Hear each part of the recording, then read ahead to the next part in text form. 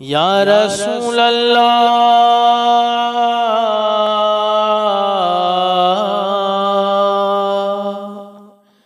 سامنے ہوتی وہ جالی کہتے اے امت کے صدقائے عشق بلالی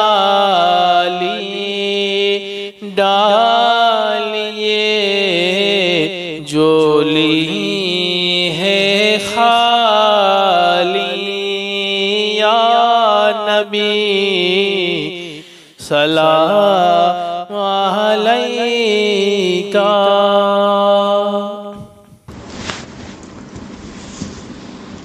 اعوذ باللہ من الشیطان الرجیم بسم اللہ الرحمن الرحیم لا الہ الا اللہ محمد رسول اللہ صلی اللہ علیہ یا رسول اللہ صلی اللہ علیہ وسلم نور من نور اللہ۔ قرآن و حدیث کی روشنی میں حضرت اورنگزیب عالمگیر رحمۃ اللہ علیہ کی دینی و علمی خدمات۔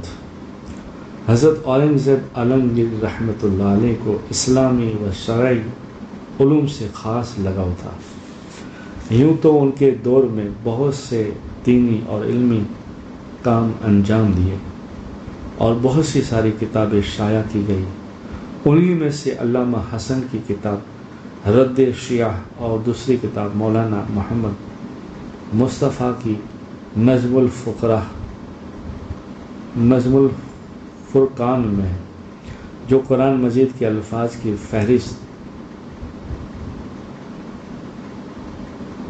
اس کے علاوہ ان کا گراں قدر علمی کارنامہ یہ ہے کہ انہوں نے ہندوستان کے علماء کی ایک جماعت کو حکم دیا کہ یہ فقہ کی تمام کتابوں سے مسائل منتخب کر کے ایک ایسی جامع کتاب تیار کیے جائے جو فقہ کے تمام پہلوؤں پر حاوی ہو۔ شیخ نظام الدین کو اس جماعت کا صدر بنایا۔ چنانچہ علماء کی 8 سالہ محنت کے بعد فتویٰ عالمگیری شاہی تیار ہوئی، جس پر اس زمانے میں 2 لاکھ روپیہ خرچ ہوئے۔ بادشاہ کا معمول تھا کہ روزانہ اس کتاب کا ایک صفحہ شیخ نظام سے پڑھوا کر اس پر غور و فکر کرتے اور پھر علماء کی متفق رائے سے اس کو لکھا جاتا ہے۔ حقیقت میں یہ ایسا علمی کارنامہ ہے جس نے علماء و طلباء کو فقہ کی تمام کتابوں سے بے نیاز کر دیا ہے۔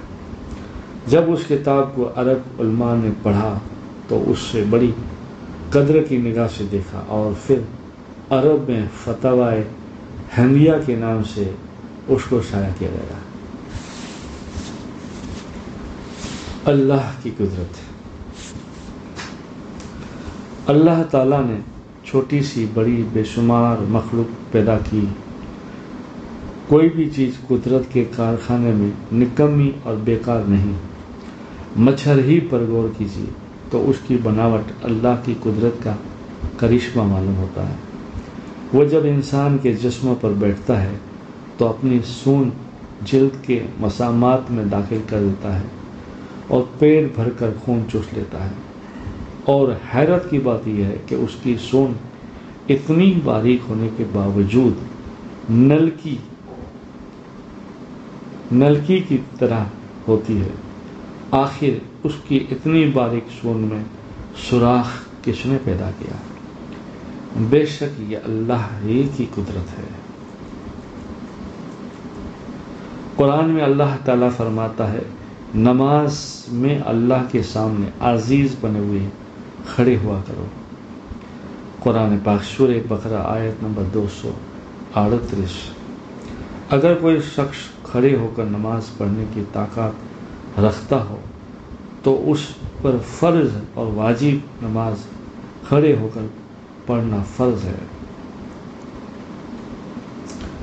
حضرت عبداللہ بن ابی اوفا رضی اللہ تعالیٰ عنہ بیان کرتے ہیں کہ رسول اللہ صلی اللہ علیہ وسلم کثرت سے اللہ کا ذکر فرماتے، بے جا بات نہ فرماتے، نماز لمبی پڑھتے، خطبہ بہت مختصر دیتے، اور بیواؤں اور مسکینوں کی ضرورت پوری کرنے کے لیے چلنے میں اور شرم محسوس نہ فرماتے۔ کتاب نسائی شریف حدیث نمبر 1415۔ رسول اللہ صلی اللہ علیہ وسلم نے فرمایا، لا حول ولا قوت الا باللہ، بکثرت پڑھا کرو، اس لیے کہ یہ جنت کے خزانوں میں سے ایک خزانہ ہے۔ کتاب ترمذی شریف حدیث نمبر 3601، روایت حضرت ابی ہریرہ رضی اللہ تعالیٰ عنہ۔ رسول اللہ صلی اللہ علیہ وسلم نے فرمایا، جس قوم میں زنا عام ہوتا ہے اس میں طاعون اور ایسی بیماریاں پھیل جاتی ہے جو پہلے نہیں تھی، اور جو لوگ ناپ تول میں کمی کرتے ہیں وہ لوگ قحط سالی، پریشانیوں اور بادشاہ کے ظلم کے شکار ہو جاتے ہیں۔ کتاب ابن ماجہ حدیث نمبر 4019، روایت حضرت ابن عمر رضی اللہ تعالیٰ عنہ۔ رسول اللہ صلی اللہ علیہ وسلم نے فرمایا، اللہ تعالیٰ فرماتا ہے، اے ابن آدم، تو میری عبادت کے لیے فارغ ہو جا، میں تیرے سینے کو مالداری سے بھر دوں گا اور تیری محتاجی کو ختم کر دوں گا، اور اگر ایسا نہیں کرے گا تو میں تیرے سینے کو مشغولی سے بھر دوں گا اور تیری محتاجگی کو بند نہیں کروں گا۔ کتاب ترمذی شریف حدیث نمبر 2466، روایت حضرت ابو ہریرہ رضی اللہ تعالیٰ۔ قرآن میں اللہ تعالیٰ فرماتا ہے، اہل جنت کو سونے کے کنگن پہنائے جائیں گے اور سبز رنگ کے باریک اور موٹے ریشمی لباس پہنائے جائیں گے، لباس پہنیں گے۔ قرآن پاک سورہ قاف آیت نمبر 31۔ رسول اللہ صلی اللہ علیہ وسلم جب کھانا کھا لیتے تو اپنی تینوں انگلیوں کو چاٹتے۔ کتاب مسلم شریف حدیث نمبر 5996، روایت حضرت کعب بن مالک رضی اللہ تعالیٰ عنہ۔ علامہ ابن قیوم کہتے ہیں، کھانا کھانے کے بعد انگلیاں چاٹنا ہاضمے کے لیے انتہائی مفید ہے۔ قرآن میں اللہ تعالیٰ فرماتا ہے، بلا شبہ یہ قرآن ایک نصیحت ہے، تو جو شخص چاہے اپنے رب تک پہنچنے کا راستہ اختیار کر لے، اور تم اللہ کی مرضی کے بغیر کچھ نہیں چاہ سکتے۔ اللہ تعالیٰ بڑے علم و حکمت والا ہے، بڑے علم و حکمت کا مالک ہے۔ قرآن پاک سورہ دہر آیت نمبر 29 اور 30۔